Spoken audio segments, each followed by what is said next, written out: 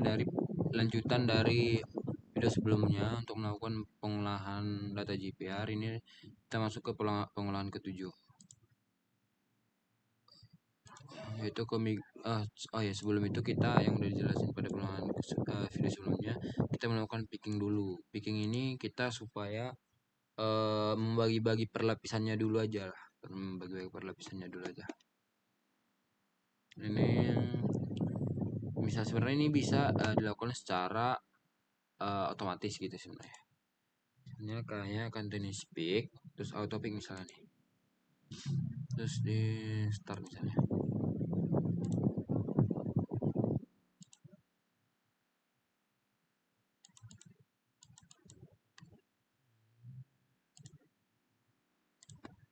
Kok nggak bisa, kadang error ya. Ini reset aja. Jadi kita melakukan pembagian dari ini si lapisannya. Tadi kan terlihat nih, ini bisa kita nolikan sebagai lapisan pertama. Terus yang ini lapisan kedua, dan yang bawah ini lapisan ketiga. Mungkin kita bisa bagi, kita klik tadi pick, terus ke continuous pick. Kita lihat aja di lapisan pertama nih. Kita tekan kursor, klik kiri, tekan lama, sambil kita geser ke samping. Geser mengikuti grafiknya ya. Ini agak gemeter dikit, jadi gak terlalu sama, tapi nggak apa, nggak terlalu sama, yang penting kurang lebih menyerupai lah, nggak apa-apa dalam pembatasan lapisannya.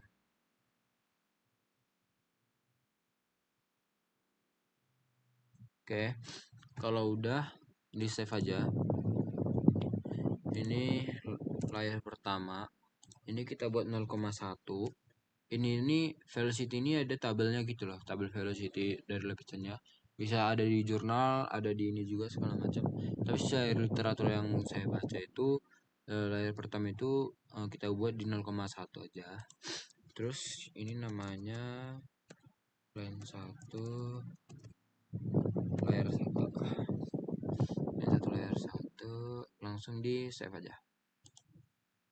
Kalau udah, kita reset lagi, terus lanjut ke lapisan kedua, itu yang di bawahnya ini.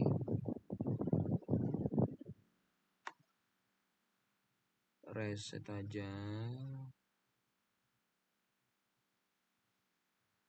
Ini ikutin lapisan yang di atasnya, grafiknya ini.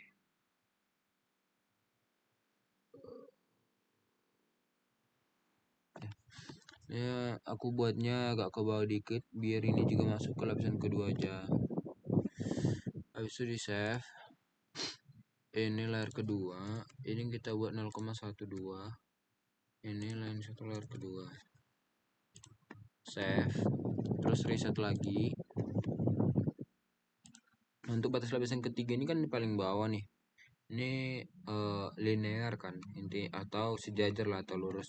Ini kita bisa buat manual pick aja. Terus klik yang di ujungnya,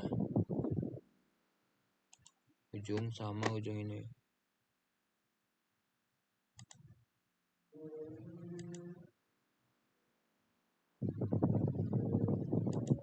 Nih udah kan kelihatan tuh. Terus kita klik interpolate. Nah, kelihatan nih garis lurusnya. Ini langsung di save juga. Yang ketiga, ini buat di 0,15 layar 3. Terus di save aja langsung. Udah, ini di reset lagi.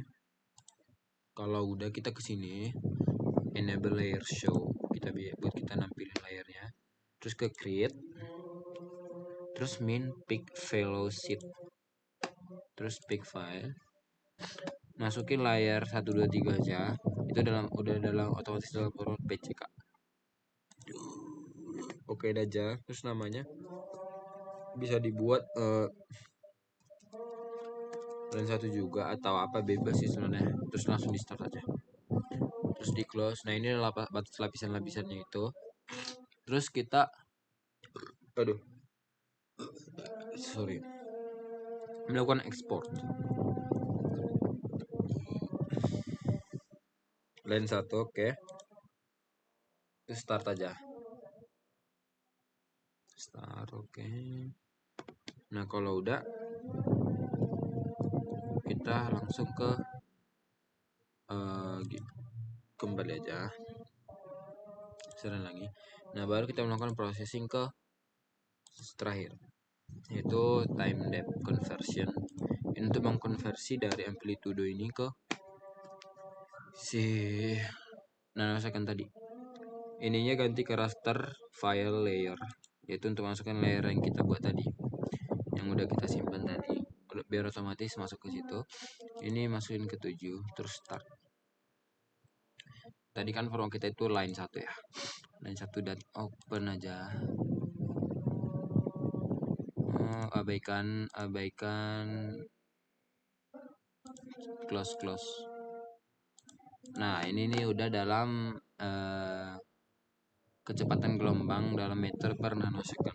Jadi dalam menginterpretasi juga kita butuh tabel kecepatan gelombang tadi. Itu ada, misalnya ini ada sen itu berapa dalam nanosecond itu berapa, ada lempung, ada shell dan lain sebagainya, itu ada lengkap semuanya.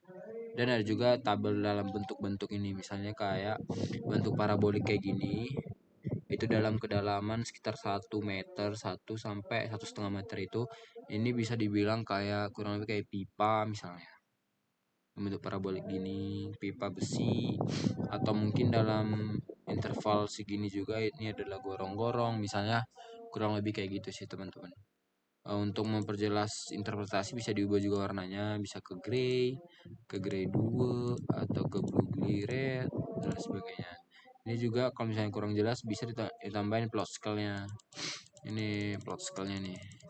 Tuh, bisa ditambahin, tapi jangan sampai kayak gini. Gimana cara interpretasinya kan gitu.